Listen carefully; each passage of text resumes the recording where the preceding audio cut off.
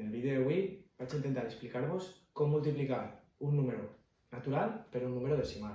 Ja veureu com és facilíssim. Hola, venim a ajudar. Venim a tirar una maneta. Això us faltava d'ells. Que en un mestre no en tenen prou. 3, pegar-los la tabarra. No, per això res. Cada un a sa casa, vale? Ara que estem més tranquils, espero que el vídeo us servisca de molta ajuda. Ens vegem, adeu. Per un número natural heu de tenir en compte dues coses. Molt senzill. La primera és una multiplicació normal, igual que quan multiplicàvem dos números naturals. Val? Recordeu les taules de multiplicar? Segur que sí. Recordeu la cançó, Una vegada tenim feta la multiplicació, en aquest cas tenim 4,75 per 3. Multipliquem com si no hi haguera coma. El resultat seria 1,425. Recordeu, comencem per la dreta multiplicant.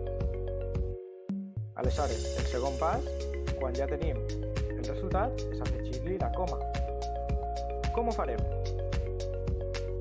Bé, hem de comptar els números decimals, val?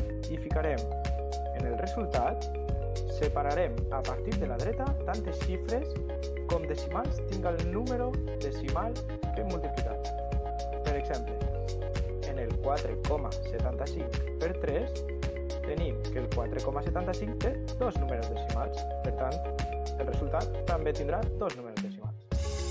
Altre exemple, 23,6 per 2. Tenim que el 23,6 per 2 té un número decimal solament. Per tant, el resultat també tindrà un número decimal. Molt bé, espero haver-vos ajudat. Vinga, ànim!